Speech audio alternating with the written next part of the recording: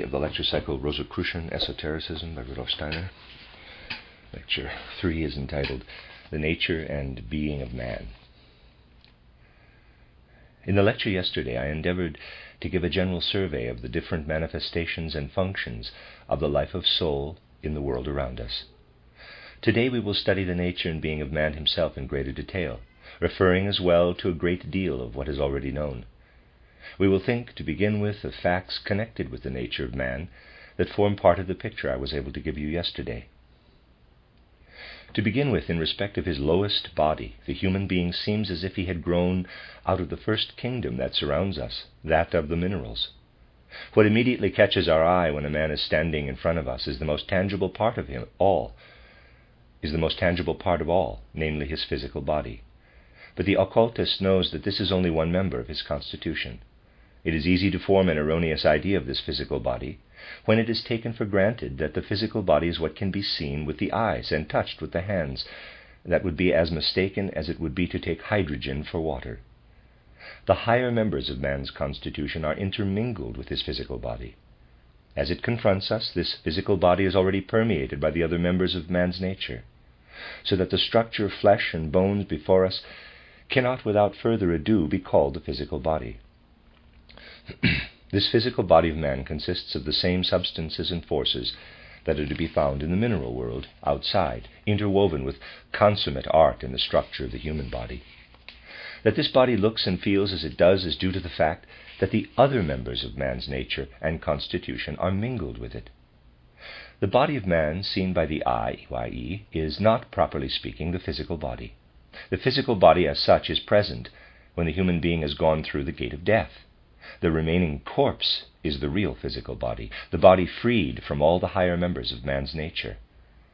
When it is left to itself, this physical body follows laws quite other than those followed until the moment of death. Before then, it has in truth been consistently repudiating the laws of physical chemistry. In earthly existence, the body of man would be a perpetual corpse if it were not permeated by the etheric body that throughout life fights against the decay of the physical body. The ether or life body is the second member of man's being.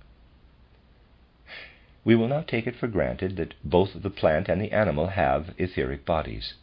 Nevertheless, in a certain respect, the human being differs from the animal in his etheric body as well, and it is this difference that is of particular interest to us. In what respect does the etheric body of man differ from that of the animal? First, let us ask how clairvoyant consciousness is able to acquire knowledge of man's etheric body. To answer this question, we must describe what clairvoyance is.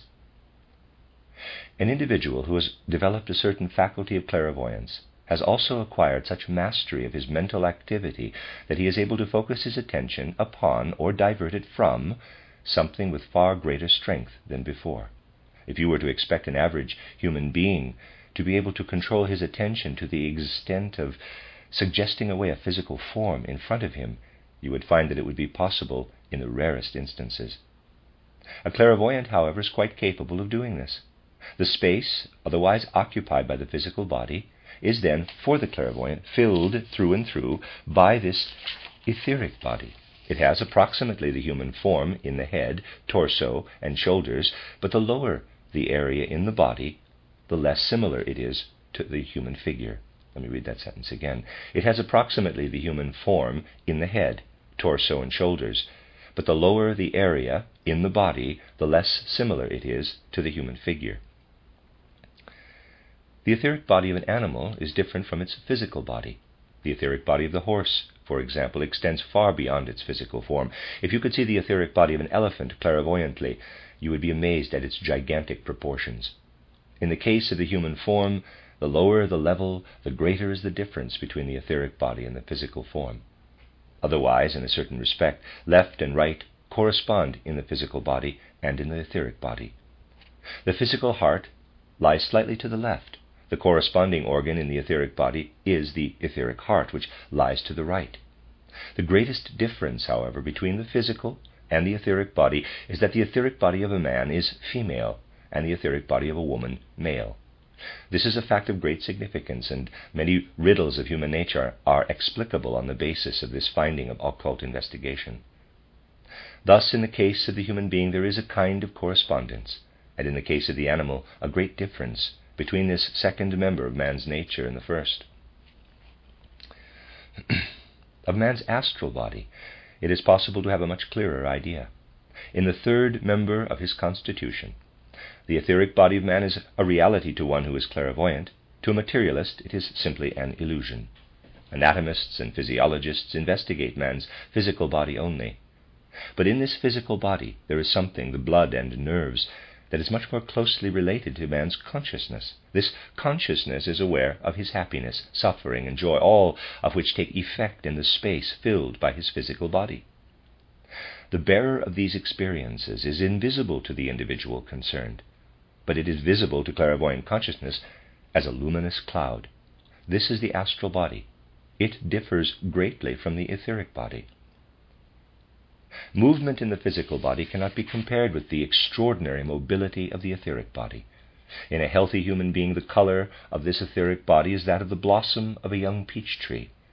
Everything in the etheric body gleams and glitters in shades of rosy red, dark and light, becoming a radiant white. The etheric body has a definite boundary, although this fluctuates. The astral body is quite different. It displays the greatest possible variety of colors and changing forms, like a cloud floating by with ever-changing movement. The colors and forms that appear in the cloud are expressions of the feelings and experiences that play between one human being and another. If a clairvoyant sees a bluish-red color in the astral body, he perceives love streaming between human beings. But another time he will also see the feelings of animosity that pass between individuals. As a man's activity of soul is constantly changing, so too do the colors and forms change in the astral body, appearing and disappearing in a multicolored play. The fourth member of man's constitution is the bearer of the ego. Thus we have his physical body, which in external nature is comparable with the mineral, then his etheric body, which is comparable with the plant, and then his astral body, which is common to both animal and man. The astral body in man, however, is far more mobile than it is in the animal. The ego-bearer, the fourth member of man's nature, is seen as a kind of oval form, the source of which can be traced to the anterior part of the head. It is visible there to the clairvoyant as a bluish, luminous orb. A kind of bluish sheen streams out from this orb and passes into the human being. When, but not until, the clairvoyant can also suggest away a man's astral body, is he able to perceive the ego-bearer. Man has the other three bodies in common with the mineral, plant, and animal kingdoms of nature, but the ego-bearer distinguishes him from these kingdoms, and he becomes thereby the crown of creation. In studying the fourfold nature of man, we have actually been envisaging the dowry he has received from the higher worlds, no matter what his stage of evolution may be. The fact that he has the fourfold constitution of which we have spoken makes him man. Not until the capital I, the ego, works on the three bodies does his own task begin in the real sense. Whether the development achieved by a human being has reached a higher or lower stage depends upon how effectively he has worked upon the lower members of his constitution. The ego begins, first of all, to work upon the astral body. The effect of this work differs depending upon whether the individual concerned has reached only a low stage of development or is a highly evolved personality as such, for example, as Schiller. The one has achieved less than the other in the process of transforming his astral body.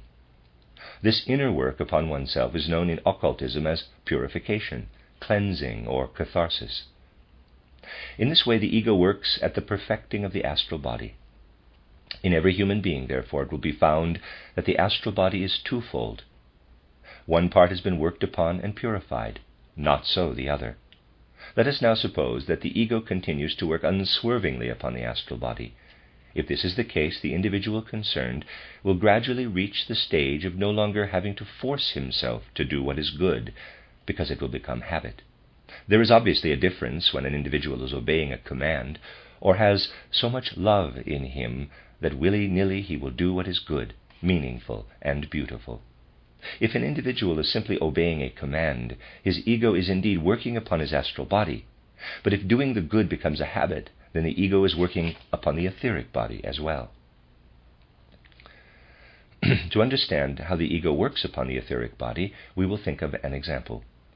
When something or other is explained to you and you have understood it, then the ego has worked into the astral body. But if day after day you repeat a prayer, perhaps the Lord's Prayer, you are working into the etheric body because of the repetition every day. The soul is exercising the same activity over and over again.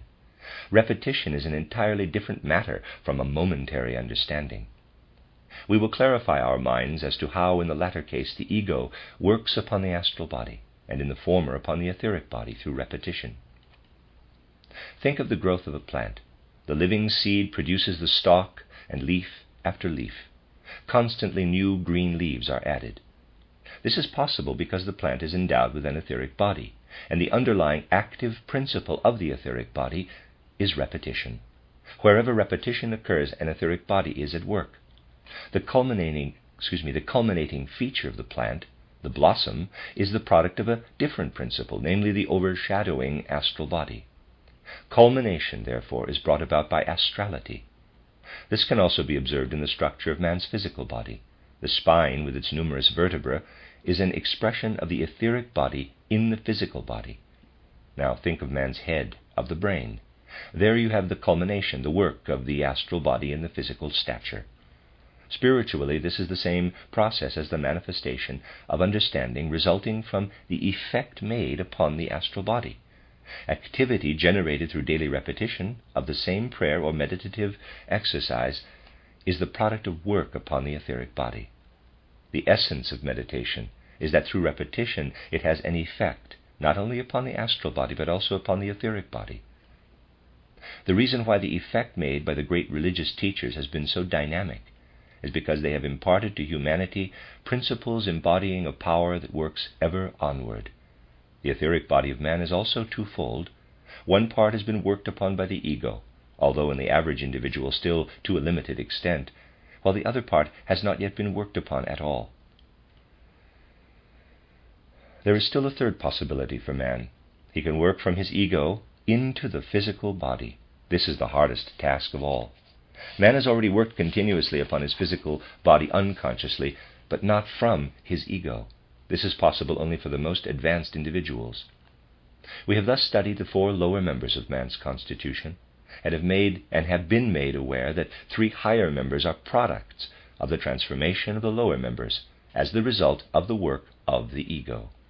In this work upon the three lower members there is considerable difference in that it proceeds either consciously or unconsciously. Unconsciously, that is to say, without the individual concerned being aware of it. The transformation occurs, perhaps, through the study and contemplation of works of art, pictures, and so forth, or through pious devotion and prayer. But these individuals are not conscious that they are working upon their astral and etheric bodies. Conscious work begins at a comparatively late state. We have therefore to distinguish between conscious and unconscious work upon the lower members of man's being. His astral body is twofold. One part is the product of unconscious activity, the other of conscious effort. The part of the astral body that was worked upon unconsciously by the ego is called the sentient soul, which today is finished and complete in man. What was worked upon the etheric body unconsciously from the ego is the intellectual or mind soul. What has been worked upon in the physical body unconsciously for long ages is the consciousness or spiritual soul. Thus in man we distinguish physical body, etheric body, astral body, and the ego. The ego working unconsciously upon the astral body produces the sentient soul. Upon the etheric body, the intellectual or mind soul. Upon the physical body, the consciousness or spiritual soul. We have therefore spoken of 6, or rather 7 members present in man's nature, because he has worked unconsciously upon his own nature and constitution. Now the conscious work begins. What comes into existence as a result of it? Spirit self, or manas, is the outcome of what a man consciously instills into his astral body. What he consciously instills into his etheric body, but this is dependent upon occult training, is known as buddhi, or life spirit. What happens if the ego eventually becomes able to work consciously into the physical body, to inculcate forces into the physical body itself? Through occult training, this has actually been brought about consciously, through the breathing process. but there must be great caution and sensitivity of procedure, for through false methods of training, such as are often given in public literature, a European body can be seriously harmed. Knowledge of what is suitable for the constitution of a modern human being is essential. Through a conscious method of breathing, the physical body can be transformed by the ego into Atman, or spirit man. Man was a fourfold being when he assumed earthly form. In his first incarnation on earth, he had already begun to work upon his own being through the ego. In the course of the following incarnations, he has developed unconsciously the three functional aspects of the soul: sentient soul, intellectual or mind soul, consciousness or spiritual soul. We shall subsequently learn how the conscious transformation is achieved of physical, etheric, and astral bodies into the three higher members. Meanwhile, you have heard how the sevenfold being of man evolves through the incarnations. The four members, physical body, etheric body, astral body, and ego, form the so-called sacred quaternary that was revered in all occult schools, and with which a sacred trinity was allied, consciously forming a sevenfoldness or tenfoldness. We have thus a picture before us of man who has within him everything that is outspread around him, but which he transcends by virtue of his ego-bearer. We will now study the human being in waking life and in sleep in order to learn how the bodies are connected. What is happening when joy and pain in a man are stilled, when his consciousness sinks into sleep? His astral body and ego are then outside his physical and etheric bodies. In the state of sleep, something striking happens to man. In sleep at night, he is descended, as it were, to the level of the plant by day. He has become a twofold being. His physical and etheric bodies remain in the bed, and his astral body and ego are outside. You may now ask whether it can be said that man is a plant while he is asleep. No, but man and plant then consist of the same combination of bodies. On our earth, a being with a physical body and an etheric body only is a plant. When an astral body and ego are present, the physical and etheric bodies change. In the plant there are no nerve strands, and it is only a physical body in which there is an ego that has warm blood. The higher animals must be regarded as degenerate forms of the original man. In the physical body, the ego comes to expression in the blood, the astral body in the nerves, the etheric body in the glandular system, and the physical nature of man in his whole own body.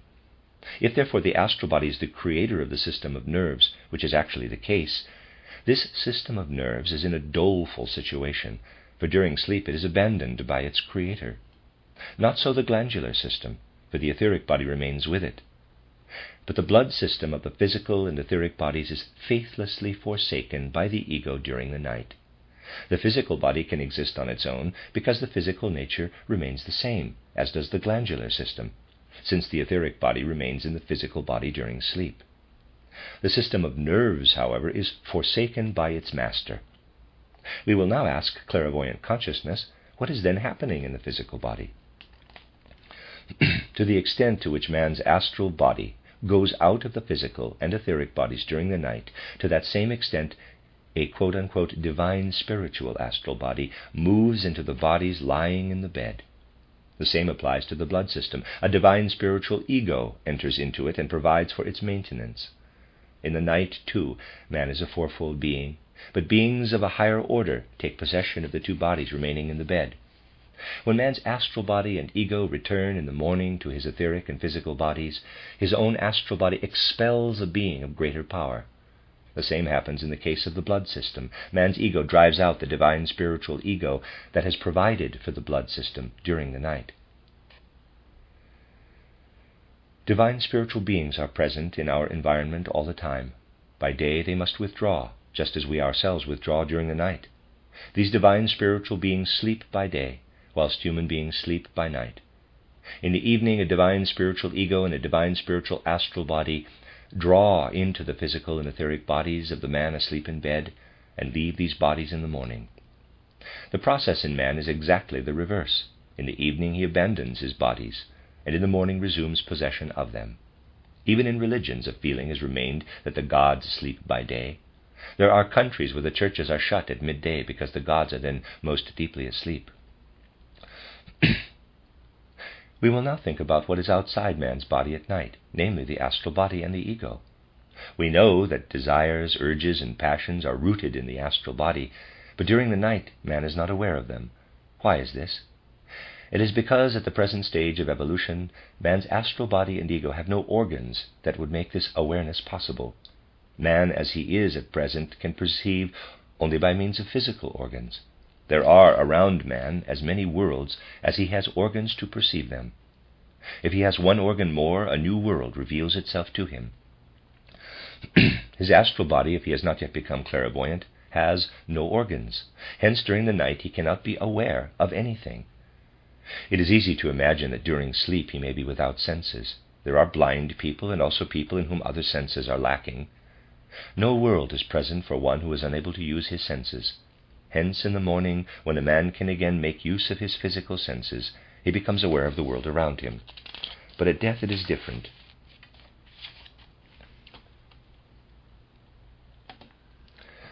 Through the whole of life, the etheric body and the physical body remain connected with each other. At death, the etheric body, for the first time, as a rule, abandons the physical body. The moment of death is therefore described by those who have knowledge of the subject as the moment when a retrospect of the whole past life passes like a panorama before the human being. What is the explanation of this? It is because the etheric body is the bearer of memory, and this memory now becomes free. As long as the etheric body is in the physical body, it cannot unfold all its power, but only as much as the physical instrument permits. Now, however, at death, the etheric body becomes free of the physical body and can unfold what has been inscribed in it during life. This panorama can also arise as the result of a shock, but in that case the man concerned must not lose consciousness as he does at death. The shock may be caused by danger of death, but this is an exceptional case. Now you may ask how long this tableau lasts.